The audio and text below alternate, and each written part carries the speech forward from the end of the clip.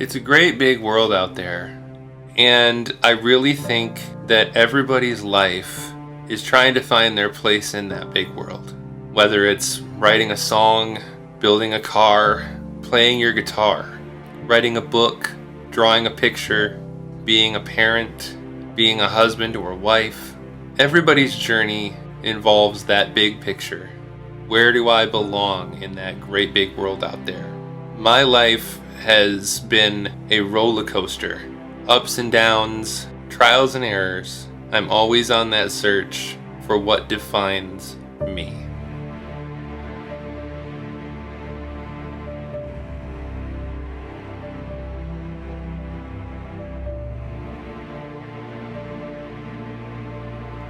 My story begins January 22nd, 1981, Flint, Michigan at St. Joseph Hospital. I was born with muscular dystrophy. On top of that, I had a prolapsed mitral valve. As life went on, I ended up developing chronic asthma, 28% lung capacity, and then a rare form of scoliosis where my spine was pushing in on my lungs and heart. They had to do surgery and pull my spine back and fuse it and put metal rods in my back to stop it from killing me, essentially.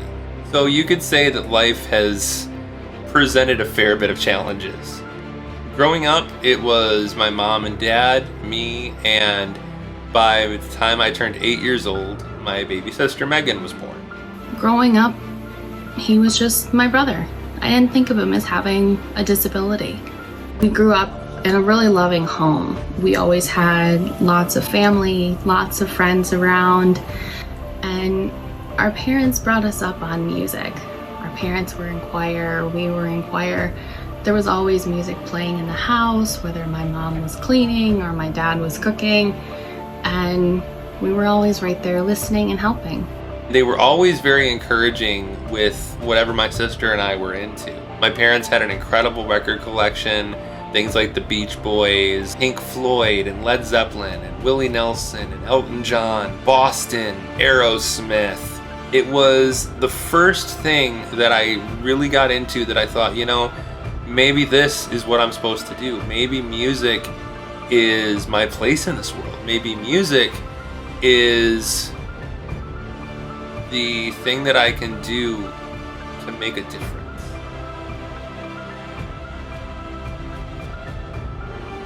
Me and Todd Gilbert, we go back the longest way. There is nobody that I've known longer than Todd. We met when we were in the second grade. And I don't know if you remember what it's like to be a second grader, but the scariest thing you can possibly be when you're in elementary school is different. We are all desperate to be exactly like everybody else. Because if you stand out, that's how you get in trouble. But here's somebody who isn't like anybody else. And he's embracing it. He's not just embracing it, it's his greatest strength. People loved him.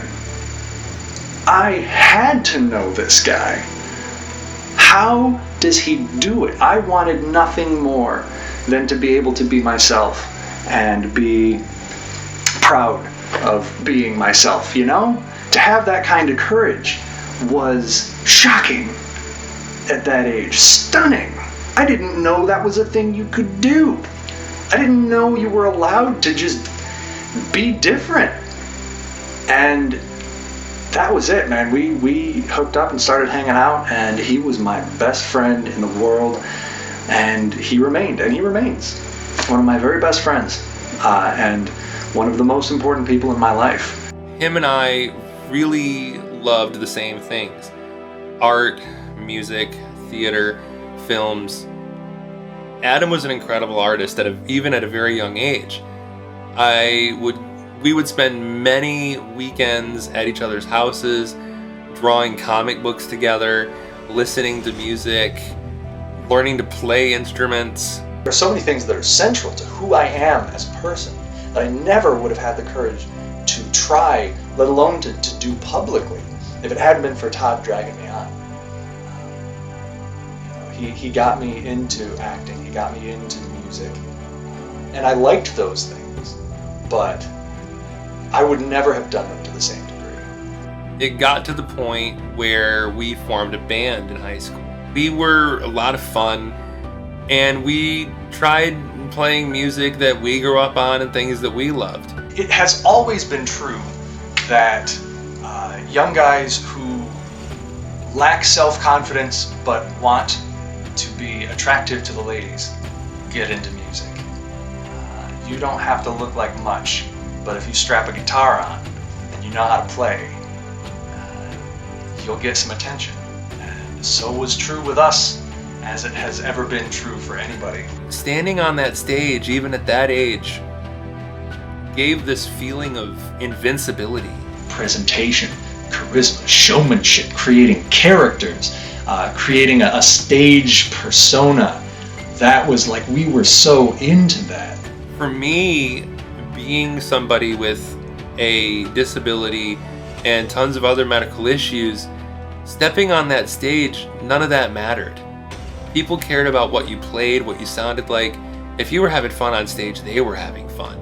It's some of my favorite memories, being young, being up on that stage with those guys, making music, looking over while Todd's wailing on a solo. It just felt good. It felt good to be part of that. You know, building each other up, making something together, creating that sound together. You came alive in that sound. Todd and I and a group of our friends, we were all into theater together, and we took some stage combat lessons. One of our friends started making a list of who all of us would be if we were professional wrestlers. You know, like, oh, you'd totally be Scott Hall, and oh, you'd totally be Hogan, and you're totally, Shawn Michaels. We were talking the height of the Attitude Era. The Monday Night Wars were for real. Things had never been more exciting. It's one of the absolute peaks of professional wrestling history. It was a super exciting time to be into this stuff. We were all into the personalities and all that jazz. Here's these athletes, but they're actors, but they're, doing all these incredible moves, but they're dressed kind of like real life superheroes. How cool, like for someone that's a big nerd, if this doesn't check all your boxes, I don't know what will. There was so much pageantry and so much entertainment. I was hooked. And having just learned a bunch of stage combat stuff, it was kind of inevitable that one of us would say, hey, why don't we try and do this? We would write stories, and everybody had characters and gimmicks, and we even had pay-per-views. That was just another video that we made, but we pretended it was this giant pay-per-view. That was the real fun there, isn't it? Coming up with who are we? What's our persona? What is our relationships to each other? What's the stories? What's the arcs? We were a bunch of theater kids who loved, fake fighting and throwing down with each other. So it came from that theatrical background first. We were very much in the sports entertainment side. We didn't even have a ring. We wrestled in the backyard, and we would take wooden posts. We'd dig post holes, we'd put the 4 posts in, tie some bungee rope around it, and that was our ring. We had a ball. Another close friend I ended up getting through school was Ashley Peacock. Him and I were very much into music. He was a giant nerd like Adam and I, and an incredible musician. When I first saw him sing, I wanted to know this guy. I wanted to learn from him. We became very fast friends. After high school, I decided to really go for it musically. I thought out of all the things I had tried, music was the most realistic. I really, really felt music more than anything, especially when I got into that world with Ashley. It really started to resonate with me more and more. Todd was in multiple bands starting in high school, and he could play multiple instruments. Still can. Drums, guitar, bass, harmonica. He's tried quite a few of them. Seeing Todd for the first time playing the group Crop Circle, filling in on bass, and then moving on to filling in for the group Rook. And, it didn't matter what instrument they needed Todd to play, whether it be bass or guitar or drums or some percussion. Todd was always able to step up to the plate and do what needed to be done to make those songs great, and he did it. I met Todd in Fenton, Michigan. We both grew up in Flint, so we had that in common. I was booked in a nightclub, and there were several bands that opened for us, and one of them had a front man named Todd Gilbert. What was interesting is you could tell that Todd was mismatched with the band, for sure. You can always tell when everybody in the band is of the same level of musicianship or professionalism. And this basically looked like a band full of amateurs with an extremely professional frontman, which was Todd. Here he is singing, playing guitar solos, directing the band. Todd was serious. Immediately, I'm drawn to him. Birds of a feather flock together sort of thing. And you want to work with people that know how to do that. And they're rare. They're rare to find. Todd was a rare find. That scene went on for a few years. It was fun, but it was very in the same kind of bars with a bunch of drunk people, and more it kept going, started not becoming my scene. You know, we understood that there's more to being a professional musician than having good songs, that there's a showmanship quality about it. It's entertainment. People listen with their eyes. We pretty much have the same sort of vision. We don't like to cheat the public. When they spend their hard-earned money, when they spend their $5 to get into the room, or $10, we have to give a little bit extra. And we have that work ethic. That's one of the things that I immediately recognized that we had in common. Todd just lives and breathes music, and that's just who he is. He is a creative sponge. Todd is multi-skilled when it comes to learning how to play instruments. I mean, he plays piano, he plays drums, he plays guitar. I'm sure I'm missing a couple of instruments, but he's like the one-man band. I mean, he can do it. And for a guy that has muscular dystrophy, he overcomes those challenges and he accomplishes what he wants. I wanted to be like the people I saw in all these concert films that I bought. I wanted to be on stage playing my own songs in front of an audience in a big room, not necessarily a bar, like a theater even. I wanted more. Todd was in countless bands throughout his life. I mean, I can't even describe how many countless is. But one of the bands that sticks out for me is Building Birds. Ash had started writing again, but this time he was writing with another friend of ours named Johnny Mason. Johnny had some success in the punk scene in the 90s with his band Army of One, but they were both writing a lot more melodic, shoegaze type music. Him on guitar and singing and Johnny playing bass, and the songs were gorgeous. And he asked me if I'd be interested in playing drums on the record and potentially in the band. And I jumped right at it. These are 4 guys, once I was in, that are going to be all for one, one for all, and we're going for it. I really saw this as almost my last chance to get higher up and get on that stage that always was in my mind. And we recorded this record. I can't remember how we found this label or how we got the music to them initially, but we ended up getting some interest from an indie label. The label was called Shorebird Records. I'd never heard of it, none of us had. We did some research though and found that there was some pretty reputable people involved, and they were starting up a new label. And they wanted us to be one of the flagship bands on their label. Only catch was the way music is now, and even at that time, and this was around 2015, 2014, there wasn't any big advances from record companies. Record companies didn't send you, $1 million and let you make a record and give you tour support and all that. It really had to be a cooperative effort, and they expected us to pay about half of the bill of what it would cost to duplicate our record, put it in stores, promote it and all that. So we, wanting to achieve this dream together, dumped all the money we had into this and sent them a check with more zeros on it than I've ever received in my lifetime. And we really adopted still the all for one, one for all. If we're going to do this, we're going to do it together. and we sent them the money. We had a release date. The album was coming out on CD, on vinyl. We were going to be doing some cool showcases in the future. But then all of a sudden, a lot of excuses started happening.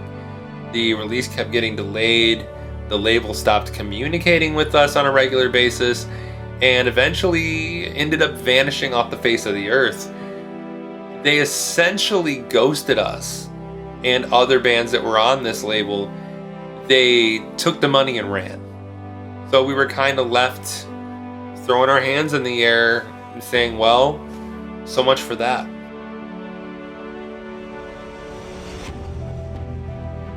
Halfway through the promotion of this first album, my body started revolting against me. Doing things like playing drums was always tough, but I soldiered through it, and at the end of the day, I wasn't more tired than anybody that ran a marathon or had a good hard day at the gym. It was hard but fun and worth it. My joints started hurting a lot more. I developed tendinitis really bad. There were times that I would get in the car and just turning the key in the ignition felt like someone was stabbing my wrist with a hot knife. It was miserable. My body, in many ways, felt like it was rejecting me. And I panicked. Here I am trying to make it with this last shot in my mind that now this is gonna happen? This is gonna be what stops this? I would be damned if this was gonna be what ended me in music. During that, a good friend of mine who knew about the issues I was having sent me this video. The video was of a disabled veteran named Arthur Borman. Arthur was a paratrooper in the military. He had gotten so bad that he was on leg braces, back braces. He couldn't walk through a room unassisted. But then the video kept going, and I saw a face I recognized. It was Diamond Dallas Page. It was the guy that I'd watched in WCW all through the 90s, who was one of my favorite WCW wrestlers, and he was talking about a program that he came up with to help people like Arthur. And as you watch this video, Arthur shrinks. The canes on his arms disappear. The back brace goes away. The leg braces go away. And this man, in the span of around a year, is transforming in a way I couldn't believe. By the end of the video, you see this road, and you see this small shadowy figure off the distance, and he's running towards the camera. And as he comes into view and comes into focus, it's Arthur. And he's running full speed to the camera.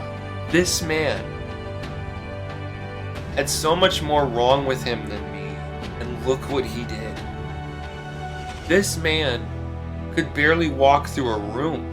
Look at the amazing things he's doing from just this program and working at it.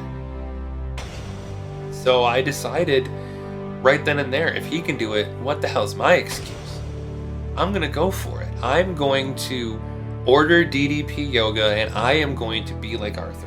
Todd had never been somebody who was into physical fitness or athleticism for its own sake.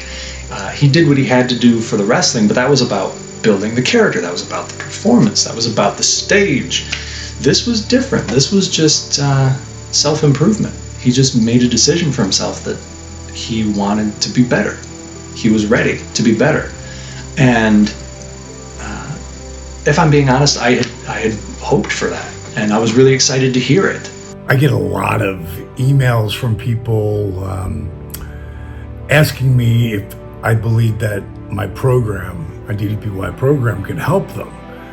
And 99 times out of 100, I'm going to say, yeah, I think so.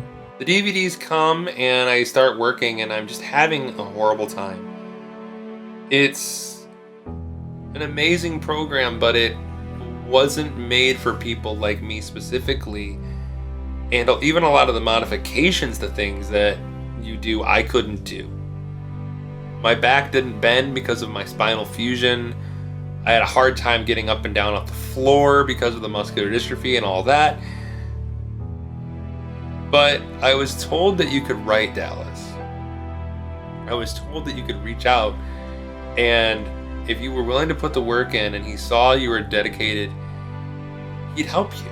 When Todd wrote me all of his injuries and all the things he'd been through,